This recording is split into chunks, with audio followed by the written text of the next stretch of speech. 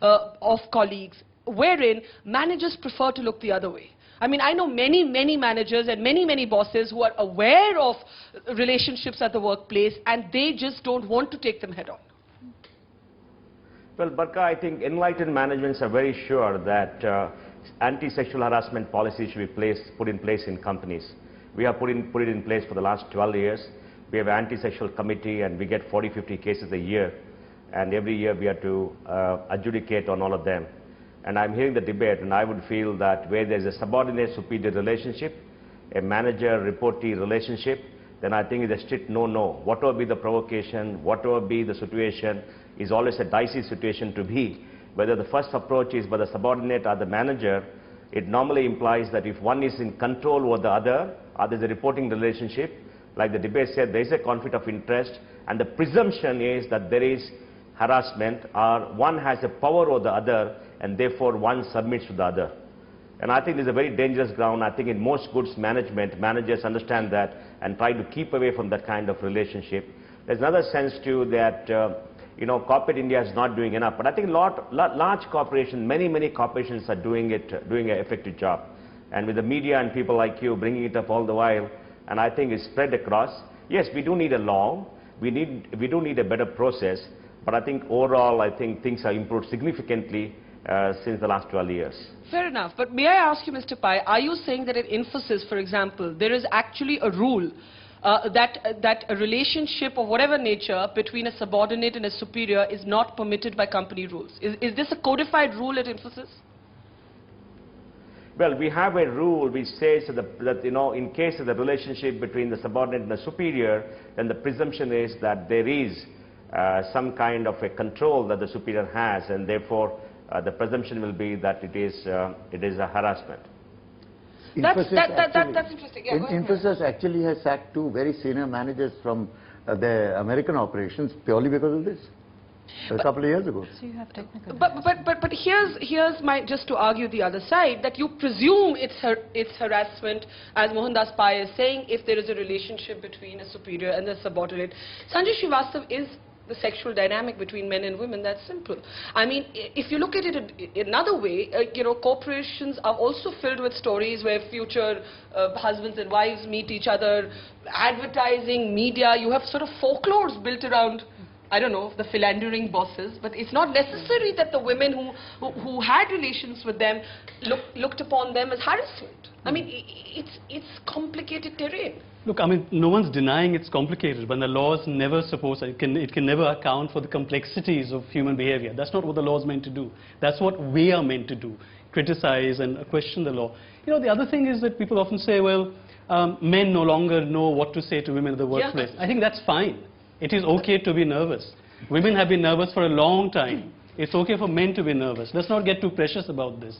It's that when change happens, that's what happens. People become nervous and people start saying to themselves, what do we say? And that is perfectly fine. It's a sign of change. And thirdly, people say, well, women also harass men.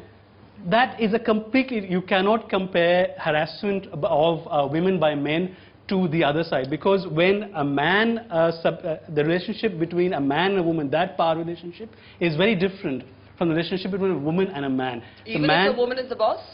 I think there's no structure, there's no discourse in the wider society that says women are superior, or it's okay for women to so-called eve tease men. Whereas there is a discourse in society that says it's okay for men to do it. So two are completely different. So I am not at all hassled about the fact. But it's interesting. Urvashi, you agree with that? I agree. What he's saying is that there is a whole social support system that legitimizes the man harassing the woman. Correct. So he automatically gets support. Yeah. No such thing exists for the woman. It's a red herring to say that women also harass men. So let's have gender neutral laws. It's completely red herring. No, but the law itself is blind. So, as you said, that the law actually cannot get into the law is not blind. Law is never blind. Actually, the law Priya Hingorani will tell us the law is not blind. No, but the draft bill only recognizes harassment by men. Isn't that the case? It's not a gender neutral law. No, it is not. Now, shouldn't it be? I mean, it could be that the law of probability and the construct of socialization suggests that women don't harass men. But for that one person...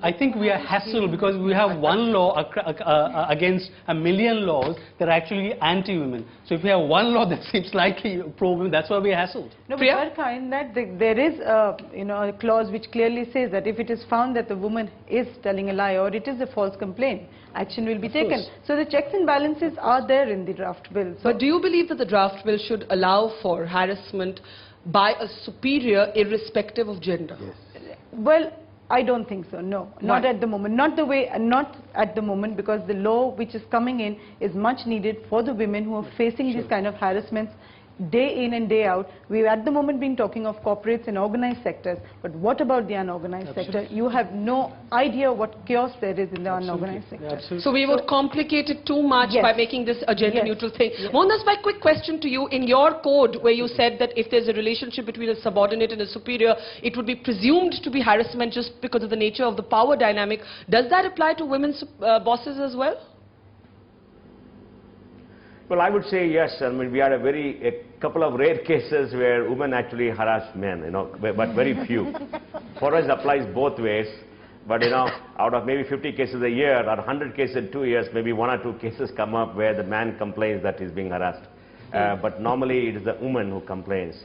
And, Barka, the great majority of complaints happen for many things. For example, sending some mail, some inappropriate gesture, sitting closer together, making some inappropriate comment and those kind of things which are, which happens in the workplace. But we educate people to make sure that these things won't happen. The most serious one about having affairs are very, very few, because we educated everybody. Everybody understands what it is. And sometimes they get carried away. But the great number of cases now that we get are all about very simple matters of inappropriate mail or something like that. And we're very, very tough on that. No court is given, no forgiveness. So I think people have got the message. So we have created a very different atmosphere within the corporation. That's interesting. And it's actually rare for a corporate to have such a strong code even on a text message, for example. Now, Reena Dhaka, Sanjay Srivastava makes the interesting point that if men are nervous today, if men think that, now even if you tell a woman, hey, you're looking nice, that is construed as possible harassment, which is the kind of thing Mohandas Pai says is forbidden at Infosys between a superior and a junior. I wouldn't think that's harassment. I think that's just a compliment. The harassment, especially of this kind at workplace, which all women, I'm sure, sitting in this room, what we have all faced growing up in our country, would be completely of a different nature.